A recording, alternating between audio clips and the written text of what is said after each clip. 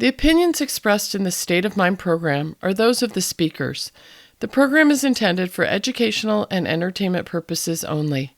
It is not a substitute for consulting a medical or a mental health professional. Welcome to State of Mind, being human and living well. And living well. And living well. And living well. And living well. I'm the producer and host, Deborah Sloss, licensed marriage and family therapist, and my pronouns are she, her. According to a 2020 AARP report, although caregiving spans across the ages, the prevalence of those caregiving for older adults has been steadily increasing in recent years. Now, 1 in 6 Americans provides care to someone age 50 or older. This equates to nearly 42 million American U.S. adults caring for an older adult, and it's a trend that's only expected to persist as one of the largest demographic groups, baby boomers, continue to age. Given these trends, many of us are going to find ourselves in the role of caregiving for an older adult. Under any conditions, caregiving for your aging and dying parent can be a challenging task and difficult to balance with raising children and work commitments. Caregiving is a role that can be ever more difficult when relationships are conflicted. Interestingly, a 2015 study by the Pew Research Center found that most adults who have helped care for an aging parent see it as rewarding work. So our conversation today is about the process of caregiving an aging parent and the possibility of healing both relationships and yourself while doing so. We're joined by award-winning author Laura Davis, who has a memoir out called The Burning Light of Two Stars, about her experience of reconciling her strained relationship with her mother while caring for her through her developing dementia and death. We're also joined by Chief Medical Officer at Hospice Santa Cruz and Palliative Care Specialist, Dr. Karl Segnitz, who will share about how families can navigate these end-of-life circumstances and find needed supports. While originally conducted in 2021, this interview has been remixed with some new content added for today's show. So here's the interview. Welcome to you both, Karl and Laura. Great to be here. Great to be here. Thank you very much for having us. Well, let's get started with you, Dr. Segnitz. I'm wondering if you could just describe for us what the role of a palliative care doctor is in caring for aging and dying parents, and in what ways you work with their caregivers and families. Well, it's first of all, I just wanted to shine a light on the fact that a lot of people call hospice and palliative care kind of an extra layer of support, and a lot of people know that as a hospice and palliative care doc, we get to work with all the specialists and primary care doctors. But one of the things that's very unique about hospice and palliative care is that we have this thing called an IDT, interdisciplinary team, where I get to work with not only the patients and families and their primary docs, but I get a team of people that consists of a wide range, such as a medical social worker, spiritual care workers, nurses, aromatherapists, grief support, music therapists. So we get to interact with our patients and families from many different angles, not just a medical angle. So it reminds me in what I aspire to do in life, especially in medicine, but it's kind of a holistic approach towards caring for folks. So it's a lot of different roles. Can you also maybe make the distinction for people between hospice care and palliative care? I know people often have that question. Oh, great. Yeah. Thank you for asking that. It is a very common question. And so Medicare outlines hospice as somebody that has likely a 6-month prognosis if the disease follows its normal trajectory. Whereas palliative care, depending on which groups you work with, is often defined as having a serious life-threatening illness with a prognosis of 1 to 2 years and symptoms that are out of control. So I think of it as routine care, what we all think of as medicine, and then palliative care comes into play. And then at the very last 6 months or so of life, you have hospice. And by the way, a lot of other people, including Hospice of Santa Cruz County, have something called transitions care. In the analogous to palliative care being kind of pre-hospice, transition care is often thought of as pre-palliative care. So a lot of groups around the country and the world are acknowledging that these different phases and integrating in a holistic way with the teams can benefit families. So routine care, transition care, palliative care, and hospice care. Can you give us some idea of how many people are in caregiving roles for their aging and dying parents, and who's most likely to be fulfilling those roles from your experience?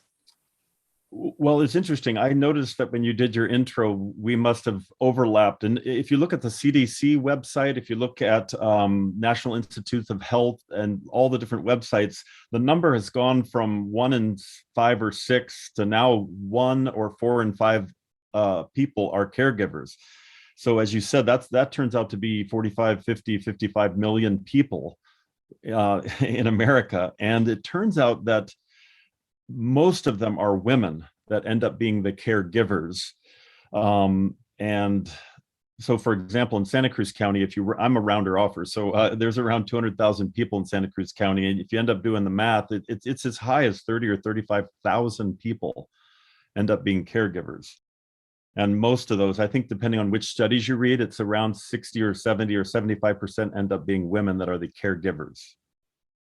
So, that says a lot about people and their roles. And also, what we often hear is the sandwich generation. And I know, Laura, your story speaks a lot to that. You not only cared for your mother in her later years and until her death, but you also had to overcome a big rift in your relationship. And I'm wondering how you were able to do that. And at the same time, I understand you were caring for children and a family.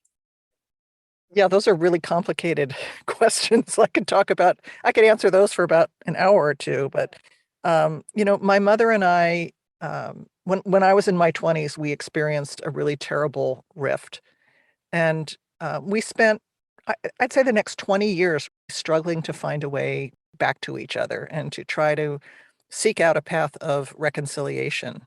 And, I would have said we had reconciled, but then when my mother got old, when she was 80, she lived in New Jersey. I lived in California, and that was actually intentional. I moved 3,000 miles away as a young adult, really to create distance between us. I felt like I needed that kind of separation to become an autonomous adult and to separate from her. And then that distance remained for decades. She called one day to announce that she was moving across the country to Santa Cruz to live out the rest of her life in my town. And, suddenly we no longer had this cushion between us. We no longer had this space that would protect me. And I freaked out. And yet part of me was really longing to see if it was possible to really take our reconciliation to a different level. Because, I was capable of kind of going through the motions of being a good daughter, but I was really still shut down to her on the inside. There was a certain coldness to my care, even though I was doing everything right. And I wanted to see if I could open my heart to her again, despite the fact that we had this really kind of grievous rift that had happened earlier in our lives together that had never really been fully resolved. You said, that she betrayed you. And in your book, you said she betrayed you in the worst moment of your life. And I'm wondering, can you talk about what happened to cause that rift?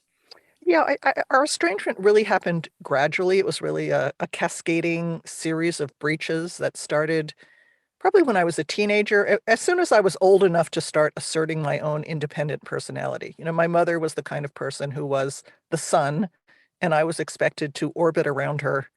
And she happened to give birth to another son. And so, there was a lot of fireworks between us and a lot of conflict. And it was sort of one thing after another. But the thing that really made the breach um, seem irreconcilable. When I was 27, I came to her and told her that her father, my maternal grandfather, had sexually abused me as a little girl.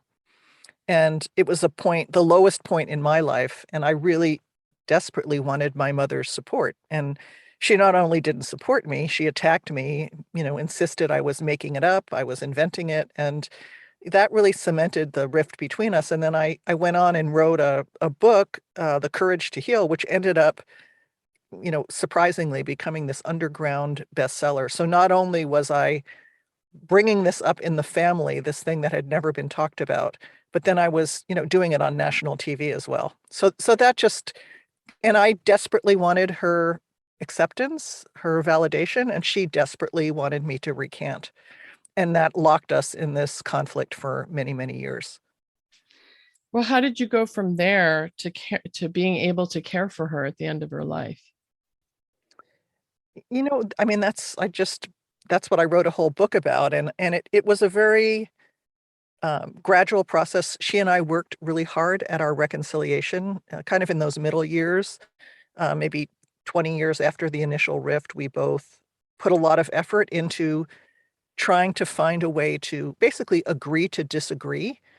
We left the unresolved thing sitting in the middle of the room and started trying to rebuild threads of connection that were not based on this irreconcilable rift at the center. I loved the movies, and so did she. We would go to the movies, we would go to the theater, and my mother started coming to California for 2 or 3 months in the winter. And during that time, she didn't stay with me. She had her own place and her own life. And I was quite resistant to her doing this at first. But the reality is that bridging that geographical distance gave us a chance to start rebuilding some positive tendrils of connection. And having some shared experiences. And I produced some grandchildren for her, and that I think the kids were the thing that really motivated both of us the most. But then when she came out as, when she was older and she was starting to have dementia, it kind of changed the dynamics all over again, because her, as she started entering into having dementia, the qualities that many people at that point have, she was, rageful, she was anxious, she was unpredictable, she was incredibly emotionally volatile. It reminded me of all the worst qualities I had grown up with. And so it really set into motion really like a second war between us. Although on the outside, I was doing all the right things as her caregiver. On the inside, I was in complete turmoil, and really struggling to be able to be present and not be triggered all the time by how she was acting and what she was doing. Karl, after listening to Laura's story, it's clear that caregiving an elder can be a difficult job, probably for anyone. And I'm wondering if you could talk about what you've seen as being some of those difficulties through your work as a hospice doctor, and what effects does that end up having on those who are trying to do the caregiving role? Great question. Yeah, well, it's funny. I was talking to my partners the other day because we had a difficult situation, and the family was talking about the difficulties in their life was breaking up into kind of two parts. There was the logistics, in other words, getting the bed set up, learning how to deal with toilet, bathing, feeding, and the physical parts of the demise of the body. But this particular family was dealing with something called Lewy body dementia, and the patient wasn't able to always remember and be cognitive. And so the difficulty in this particular family was that the patient's mind was going as well as the body. And so it was very hard to care for somebody who the previous 79 years had been saying please and thank you and I really appreciate the help, to somebody that was getting angry and having outbursts after the loving daughter, in this case, and the grandson were bending over backwards to help the loved one. But, the mind and the body and the mind had gone. And that was a big difficulty to deal with, the strain of having to rise above kind of belligerence, non-linear thinking, and somebody who doesn't seem like they're having gratitude for getting a tremendous amount of help. So anyway, so those difficulties can be a wide variety of things. And as we were talking about in the intro, I heard one of you say that in terms of the effects, the vast majority of people, even though they go through caregiving, which can be very difficult, find it very rewarding. Some relationships get hardened and maybe darkened, but the vast majority of people, when they're staring at the absolute need to care for each other, in the end, even though there's a lot of tears and sorrow and laughter and joy, in the end, it's a very meaningful part of life. And most people come up and they say, hey, I realize now why you do this, because I thought it was going to all be miserable, taking care of the elderly and that kind of thing. But it's so rewarding to do something so meaningful. And so that I always thought is kind of something that I think it's the beautiful part of all this. So even though the difficulties are many, the effects, though they're rarely negative, the effects overall are vastly positive, because people realize that it's going to happen to them. In fact, it happens to all of us. So that part of it turns out to be a positive effect overall. Are there any ways you could suggest that children of older adults could be better prepared or equipped to become their caregivers? It's funny. I was talking about this with somebody, and my son, who's turning 12, remind me of one of Dumbledore's statements in Harry Potter, where he said, "To the well-organized mind, death is but the next adventure." And I thought that was incredibly astute of him, because one of the best ways to get prepared is just acknowledging that it happens. So there's a ton of logistics if one can see it coming, which we can't always. But so to be prepared, the most important thing is to accept that it's coming. I think that's a huge part of it. And I acknowledge the fact that you have to have caregiving, and you have to have laundry, and you have to get the bed set up, and you have to do a million things and get extra help. There's long-term care insurance. We could get into a million logistics, but acknowledging that it's coming and that it's natural, people that can do that seem to do much better. And one of my heroes, there are many heroes at Hospice of Santa Cruz County, and I was mentioning that the people that prepare for the end of life while they're in the middle of life, when you're happy and healthy and you prepare for it, it seems those people tend to do much better. It's kind of, it reminds me of all the circles of life, when I tend to use nature as an example, and I remember when I was really little seeing this National Geographic show where the guy was watching the wolf, and the wolf got very preoccupied in fall and just went looking around, dug a big hole, got this thing set up, and sure enough, she gave birth a few months later, but she was preparing. And so she did it well ahead of time. And so a lot of dealing with the end of life is seeing it coming and being open to it. And I think that's one of the major parts of being prepared.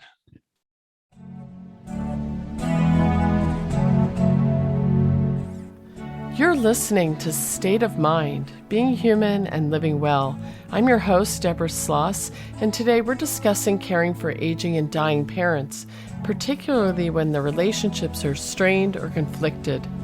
We're joined by award-winning author Laura Davis, whose memoir, The Burning Light of Two Stars, is about her experience of reconciling with and then caring for her mother through her developing dementia and death. We're also joined by Chief Medical Officer at Hospice Santa Cruz and Palliative Care Specialist Dr. Karl Segnitz. Stay with us for this discussion about the complexities of caregiving aging and dying parents and the possibility of healing within that experience. Now, let's get back to our interview.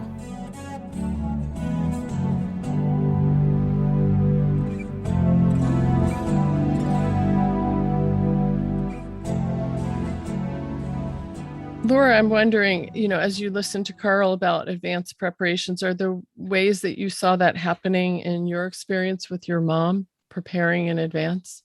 Well, my mother was definitely someone who had all her ducks in a row. I went with her to pick out her funeral plot. She had all her plans. She decided she wanted to get cremated, and we Actually, she didn't want to be cremated, but she wanted to be buried in the Jewish cemetery in Santa Cruz, and there was no more space. And the only way she could be buried there was if she was cremated. So it was sort of against her, especially, as someone who grew up with the Holocaust happening around her, the idea of being burned in an oven was a horror to her, but she said yes to it because she wanted to be there. But she really prepared everything, so, and I really appreciate that she did that. She didn't leave any kind of mess. And she, from the time she was 70, maybe about 75, she started saying, "I've reached the acceptable age for death. No one would call my death a tragedy."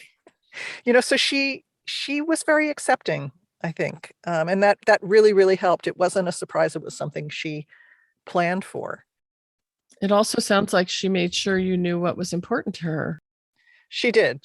I was very clear, and she really didn't want. She used to say, her favorite saying was, "If I ever have to use a walker or a wheelchair, just take me out back and shoot me." She said that many times over the years, and what was so interesting was watching how, as she declined, kind of her line in the sand of what was acceptable kept diminishing. And it was quite tragic to me. I mean, it was sad to see that this woman who had been so proud, she had been a beauty queen, so she was really into her looks, very vain and proud and strong, and that, she declared that for all those years. But then years later, she was using a bedpan with no shame, and what was okay to her, her world kept diminishing, and it kept being okay with her. So I had to adjust what she had told me according to who was in front of me at the moment. By the way, you just said something that I should have said earlier about being prepared. And that's, my wife does palliative care, and she's like, "Karl, whatever you say," because she knows I float away sometimes into the metaphysics of it all. But she was saying, one of the great difficulties of end of life is that a lot of families don't know what their loved ones' wishes are. And so I'm trying to be a little bit practical, and that is to do a POLST, physician's order for life-sustaining therapy, and your advance directive. The people that have done that long before they need it, it takes a tremendous amount of stress and strain out of their life to know. And for example, what your mom said, my wife knows when to shoot me. So she knows that I have and I don't know if, I'm sure the line will change as I grow older, but she knows my wishes, and I know hers about when to call it. So anyway, there's a lot of different aspects to being prepared, and having your advance directive and your POLST ready with the help of your primary care team or your palliative team or your hospice team. Those are really great things to be prepared.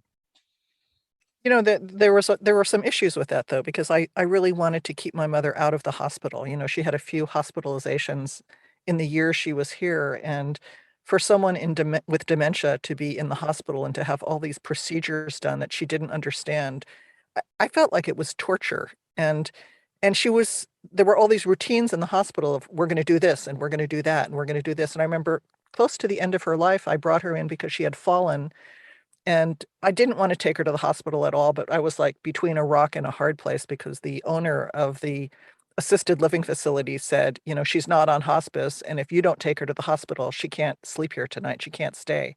So I was forced to have her go in an ambulance, which was so disorienting to her.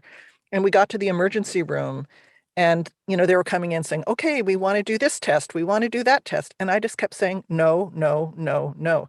You're going to do a scan of her brain, and that's it," because we weren't going to treat anything else. And I remember the nurse stopped in her momentum, and she just looked at me. She said, "Wow, I wish more people came in here with an advocate like you." How did you keep what had happened in the past with your mother separate from your relationship as a caregiver in the present? It was a challenge. I think one of the things that happened was that the power dynamic shifted between us.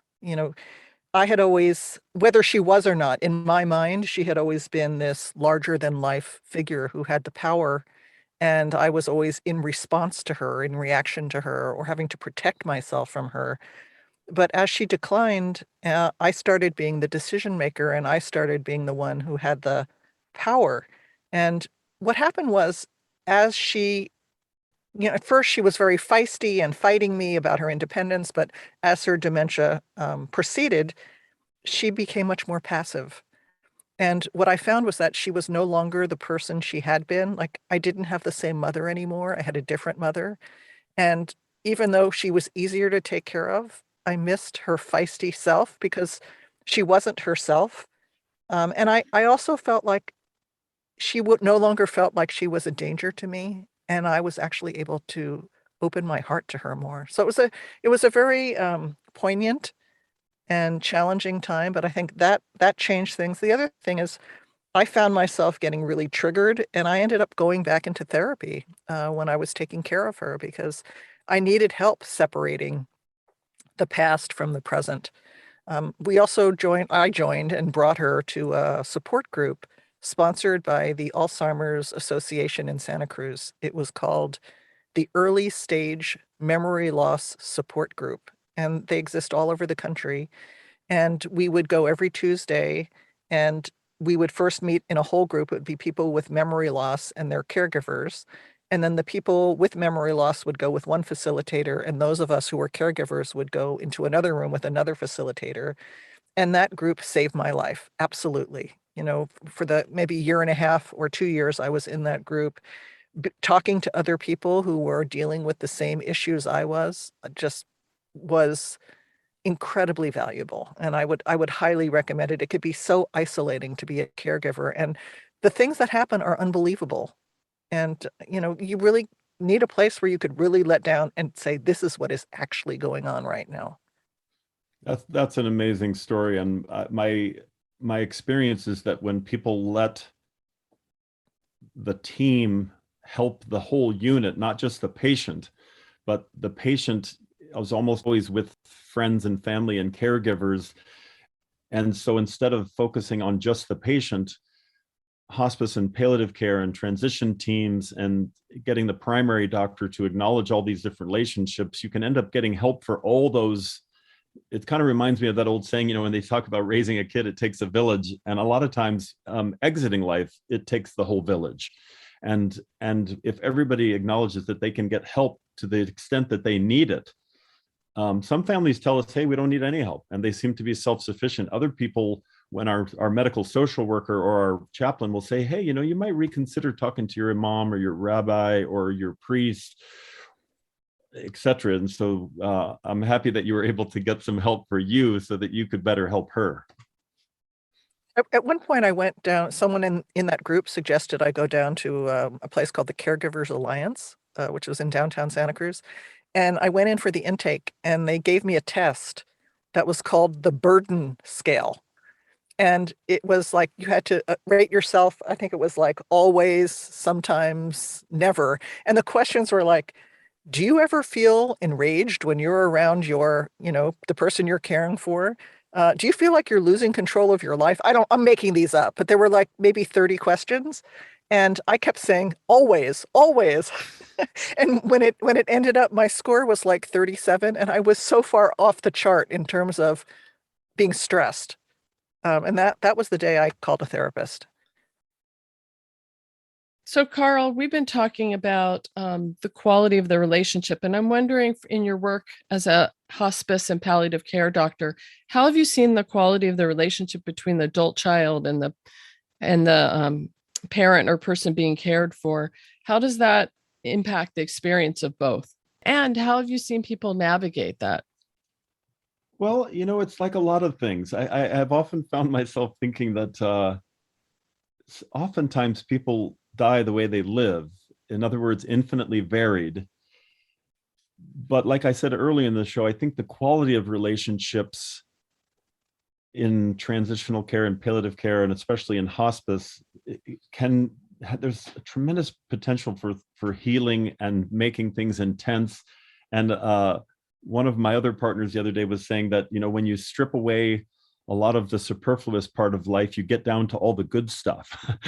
And it's not saying it's all easy, but I think when people delve into the most meaningful parts of their life, they sense a deepening of a love and appreciation for each other, so so the relationship can get much deeper, and they can kind of accept and transcend things that maybe they weren't able to before, because they know this is it.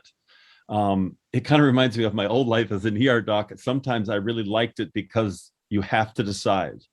You don't have the luxury of time, and you like take a deep breath and you make your best shot. And in hospice, a lot of times we see people, they'll often think, if this was the middle of life, I would be really annoyed with you for X, Y, and Z. But now that I think of it, this might be it. And they'll often cry and laugh and get right down to the most nitty gritty granular stuff. And so the quality of the relationship can be enhanced in an ironic way. I'm sorry if that was too circuitous an answer, but the quality of the relationship can be deepened and improved. So, Laura, I want to come back to you and your story. And I'm wondering, as you were able to step in and care for your mother, what kind of changes did you have to make in your life and yourself to be able to do that? Well, I had to give up any semblance of control over my time, for sure. Um, and I had to keep my cell phone on, ready to receive emergency calls. And I remember after she died, that was a huge change, is that I didn't have to feel I had to field middle of the night phone calls anymore. Um, I had to work really hard, on a psychic, spiritual, emotional level, because, time was running out. I was really aware of that, and I wanted to be open-hearted. And because my mother had dementia, she crossed a certain point where it was one-sided. I mean, whatever work was going to be done to resolve the relationship, and she had done plenty in the decades before. She had done her part, but to take it to that final resolution, as much as I could get there, it was really on me, because I couldn't converse with her in these deep ways that maybe some people could if they had cancer or some other thing that wasn't affecting their brain. So I had to do the work, and I had to let go of certain things that I thought I had to have to reach that point of resolution. And it, it, it really required me to stretch and find ways to open my heart beyond what I thought I was capable of. And I am grateful for that, because I think it's made a permanent change in my capacity for compassion, for connection, and my ability to love. I think we're all expanded by going through that experience. I also saw my father through the end of his life. So, I went through this with both parents to different degrees. And I think there's something very powerful about watching these all-powerful figures fade and die. It changes you in a very profound way. I mean, I remember talking to my brother, and it was just like, well, we're next in line for death. In reading your book, as I was reading your book, there are lots of really sweet examples too of those moments where you're reaching deep to find that stretch, and you really speak to that, in the story. And so if people are wondering, well, great, but how? I think it really does speak to, that way that you question yourself or challenge yourself, or how do you move out of where you are in this moment to something more expansive and loving. One of the things that helped me the most was my spouse, Karen, and because she loved her mother-in-law, and she stood up for her a lot. I had this history with my mother that, where I sort of cast in stone her transgressions and all the ways she had betrayed me and all the things I didn't like about her and all the mistakes she ever made. They were set in stone. And her good qualities, I just sort of let them drift through like water. And I really focused on the negative, and I kind of held her in that rigid place of the history as I remembered it, as I created it. And Karen was always advocating for me to be kinder, for me to be more generous.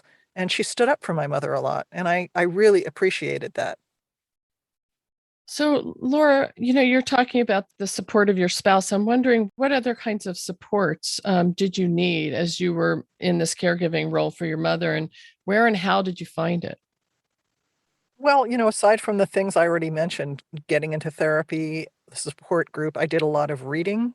There were a lot of excellent books and resources. I watched videos. The Alzheimer's Association had an amazing library. I checked a ton of things out of that library. So I was, I think when we're caregiving or we're dealing with high stress situations, we become more of who we already are. And I'm a researcher, I'm a doer, I'm a make things happen kind of person, and I'm an advocate. So my mother benefited from all those qualities that I had. And I remember there was this one point uh, when I realized that it was very soon before she died. And I realized that this was going downhill and there was no coming back from where she was. And I realized that I had to let go of all those roles and that now it was time for me just to be her daughter, and just to love her. And finally, after so many decades of not being able to do that, I could. Wow, really moving. So there's one piece I want to go back to a little bit, Laura. You also had two kids at home at the same time you were caring for your mom. I'm just wondering what would you say about that dual role? I mean, I don't know what to say. It's incredibly difficult because you can't do anything. It feels like you can't do anything right. It feels like you're failing your children. It feels like you're failing the person you're caregiving. And then your own life is, I was stressed. I was not sleeping. Just all my stress signs were escalated for, quite a period of time. So, I think you just have to get through it and get as much help as you can. And my kids became more independent, and my son was off at one son was off at college at that time, and my daughter became more involved in her grandmother's care. I mean, she was a big support, and I think in some ways she was a senior in high school the year my mother was actively dying, and I think she really liked it because it meant there was no focus on her, and she got a lot more freedom. I wasn't micromanaging her or attempting to, because I was on board with my mother. So I think Eliza benefited during that year when she was pulling away and wanting to start to really establish her separation. I think the fact that this was going on gave her a lot more freedom. So in a way, it was a benefit to her.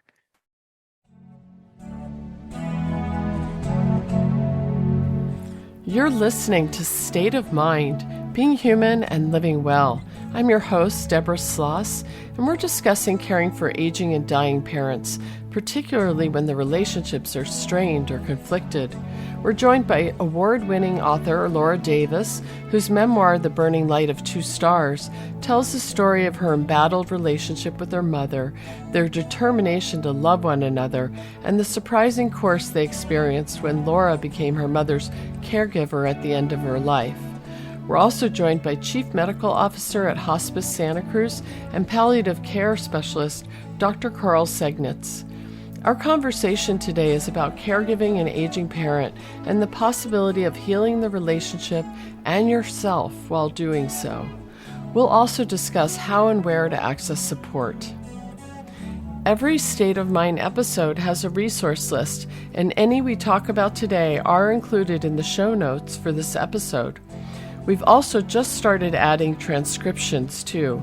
So go to www.stateofmindmedia.org to find this episode's show notes. Now let's get back to our interview.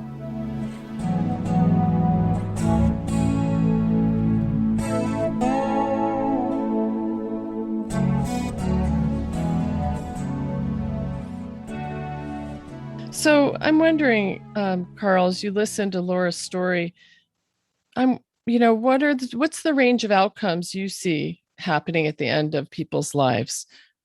How typical is her story, or how unusual is her story? And what would you want to share with people about what they might be looking at? Well, regretfully, what I'm finding is that the prevalence and incidence of dementia type diseases is going up so much as the population ages that regretfully the story is very common. In fact, it's one of the most common, as somewhere like 30 to 40% of people on hospice have neurodegenerative diseases. It's not, a lot of people think it's just heart attacks and cancers, but it's not. So Laura, I'm so sad what you went through, and regretfully, it's very common. And the outcomes, though, again, are infinite. I've seen a lot of people, again, I don't know if it's the optimist in me or not, but I've talked to many people just kind of double checking myself, but something, even though it's incredibly difficult, a lot of the outcomes, not only does it improve the relationship to whatever degree it can between the caregiver and the patient, but having gone through that sometimes improves the relationship of the legacy of the kids that are left over, and maybe even the other parent and with their kids and their community, because you get to see another part of somebody go through trials and tribulations that are not always graceful, but against all odds, they can rise to the occasion. And so the outcomes are often, to me, the most meaningful, to see people shed their skins and find ways and get help and maybe work less at the office and realize that sometimes the job in life is to help your loved one get propped up and spend 20 minutes getting ready to watch their favorite show, instead of just because it's an ordeal to do something simple. So again, the outcomes can be varied. And for people that are open to it, the whole process, it can be transformational and broaden and deepen their life and be more positive. So that a lot of people go into hospice and palliative care thinking it's just going to be terrible, and they're actually pleasantly surprised by the way it transpires. In fact, I was going to tell you guys that I thought my first ever patient as a med student, they said, go to blank room, and I was going to see a dying AIDS patient. And all my classmates were like, oh, Karl, I'm so sorry. What a bummer. And I was like, well, and I was like, oh, well, that's the luck of the draw. I walked into the room. It was the funniest, saddest. It was this amazing peace. It was the most peaceful place I'd been in my whole life. And I walked in and I remember thinking, this is amazing.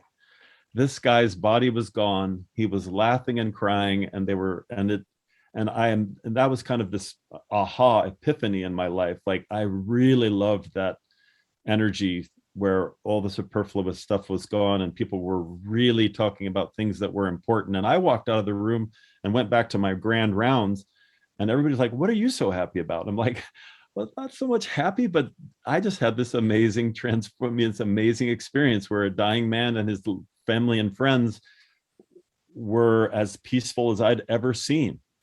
And that reminds me of what it's not always, but it can happen with palliative care and hospice. And that's why some people, if you're open to it, can enjoy it and be compassionate through it all. Well, as we kind of get toward the end of our time here, there are still a number of topics I'm hoping we can cover. And Laura, I'd like to start with you, and just, you've described the difficulties and challenges of caring for your mom while raising your family. And I'm just wondering, did you ever regret your choice to step in as your mother's caregiver?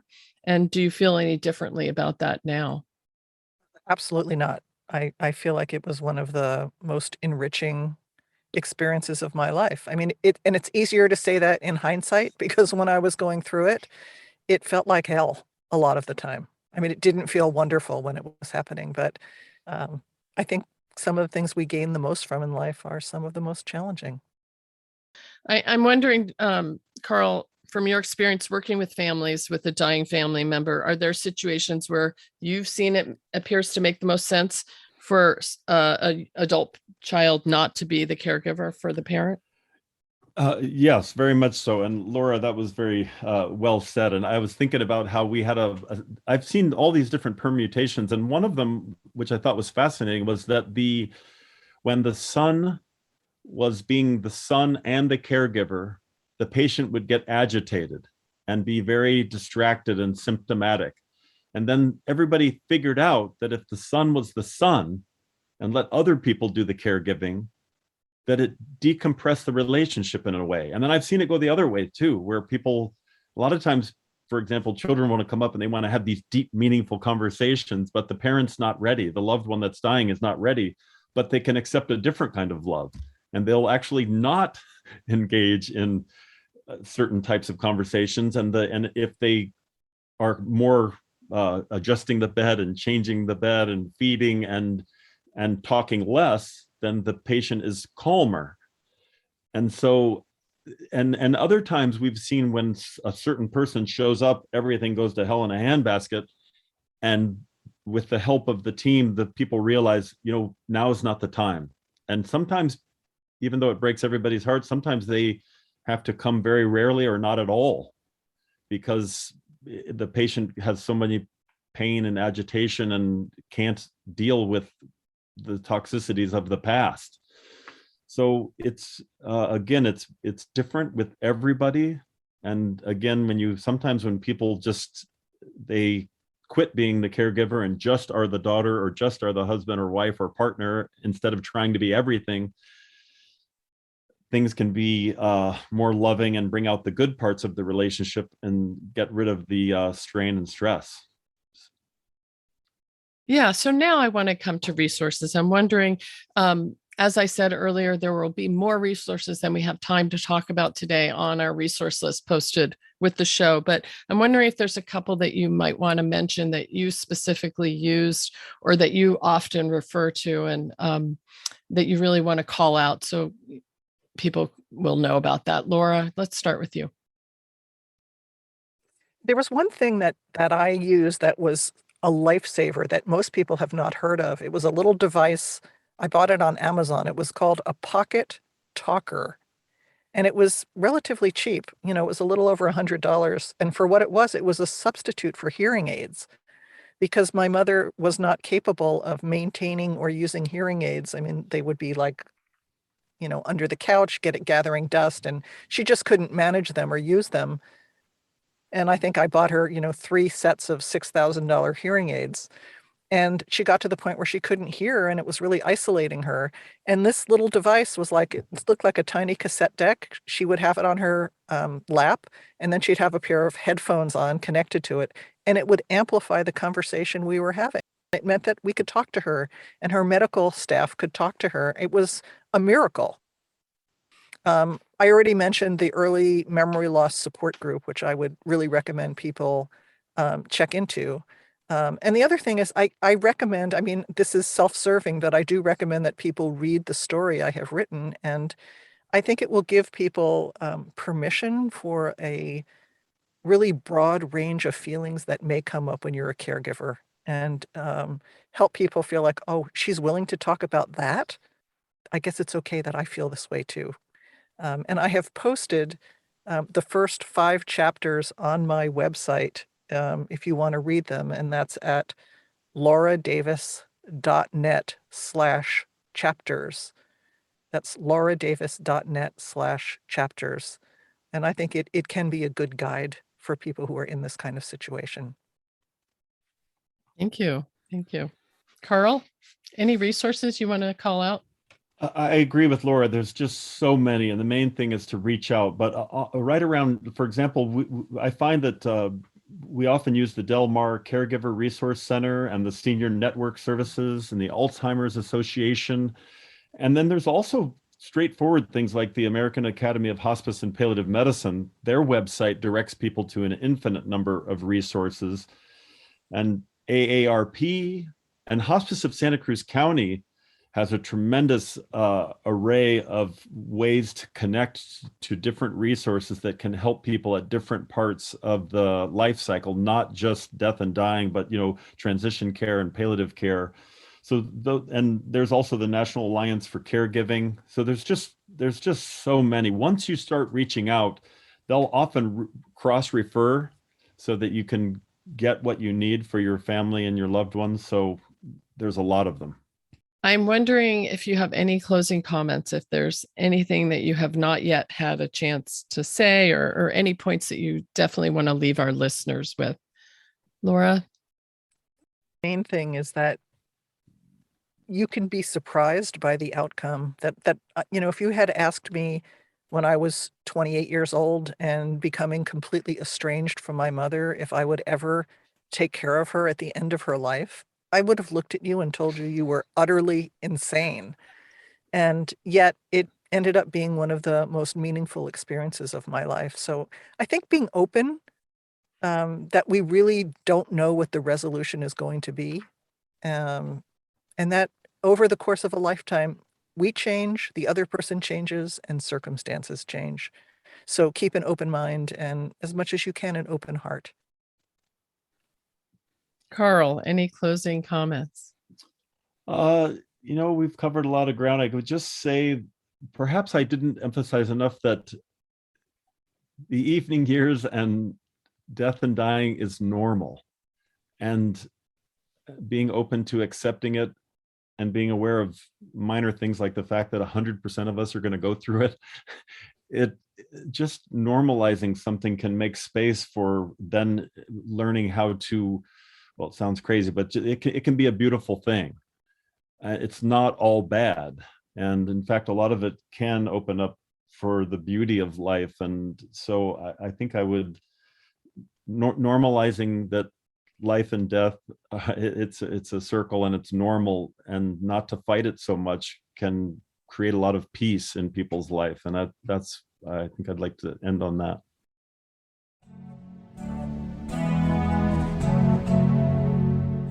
In this interview, you just heard a tender story of reconciliation between an adult child and her estranged mother. However, many children experience physical and/or mental parental abuse that is both unforgivable and unreconcilable. In such situations, making the decision to protect oneself from a relationship that is continually harmful can be the best choice for maintaining mental health and well-being. Some will choose not to be in contact with the parent at all. Others will find their own ways to navigate those complex relationships. In the story you're about to hear, the abuse this listener experienced at her mother's hand was severe. And while some people listening today may have experienced parental abuse or neglect that is not as extreme, relationships that involve abuse or neglect of any kind are fraught with complexity. It's not unusual for the adult child to feel drawn to be close, and also an impulse or need to create distance and safety. Each survivor must find their own unique path in those relationships, one that supports their mental wellness. We share this story with the hope that it illustrates that caring for a parent can take many forms. This next audio piece was submitted by a community member who wishes to remain anonymous. We want to advise listeners that it includes graphic descriptions of parental abuse and may not be suitable for all audiences. Forgive and forget. I am the only one left to care for my 97-year-old mother. My father is dead, and one by one, she expelled my siblings from her life. She has never, in my recollection, maintained an intimate friendship. I pay her bills, arrange her doctor appointments, transportation, and medications. I found her a lovely assisted living facility. Day after day, she lies in bed, seen only by staff, who, from time to time, are reduced to tears by her personal remarks. Despite the fact that she horsewhipped me on a daily basis, broke my bones, rubbed my face in feces, violated me, humiliated and neglected me, for most of my life, I felt compelled to visit her, but I do not anymore. I learned to ask myself, if the neighbor raped me, would I pay him a friendly call? Is a survivor of violent assault obligated to drink tea with her perpetrator? Is my mother a psychopathic criminal? No, and yes. We are told it is divine to forgive and forget, especially our mothers. I have done both. I understand at a gut level that my mother is captive to her thoughts and conditioning, as are we all. Knowing that is forgiveness. I seek to transform my own self-sabotaging thoughts, the ones she implanted in me before I learned to speak. That's forgetting. Maybe one day I will again expose myself to her vitriol and feel empathy enough to be unaffected. But not today. In the meantime, I make sure she is cared for, and I care for myself too, by spending time as much as possible with people who are graced with the wisdom to be kind.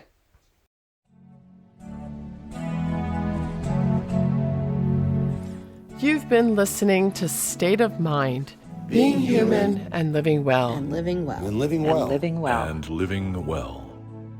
I want to say a huge thank you to our guests today, Laura Davis and Dr. Karl Segnitz, for this courageous and important conversation. And thanks to you for joining us. To learn more, check out the wealth of information included on the resource list in the show notes for this episode. If you found today's show interesting, you may also want to check out episode 22 on the mental health effects of dementia on patients and caregivers. New episodes of State of Mind exploring mental health and wellness are released the first Sunday of every month and can be found along with our complete archive on our website at www.stateofmindmedia.org. If you missed part of this episode or you just want to hear it again, subscribe to our podcast on all the major podcast platforms. Also, when you rate and review our podcast, you do help it get found and heard by more listeners. So if you like this or any of our episodes, could you please do that for us? Special thanks to Jeannie Baldzikowski for audio production, to Patrice Vecchione for In Your Voice story coaching, and to Patty Palmer, who's working on producing transcriptions of our past shows. And thanks to acoustic guitarist Adrian Legg for composing, performing, and donating the use of our theme music. State of Mind was developed and originally broadcast in association with KSQD in Santa Cruz, California. We always want to hear from listeners and community members just like you. You can submit your very own In Your Voice recording and become part of the conversation by either calling in to leave a message or recording an audio file right on your phone. Either way, tell us about a mental health experience that you've had, something that's contributed to your mental health recovery, or share a resource that's been helpful for you. We really do want to hear from you, and your voice may just be on one of our future shows. Submission details can be found at www.stateofmindmedia.org. Come on back and join us next month for a whole new episode of State of Mind. Until then, live well.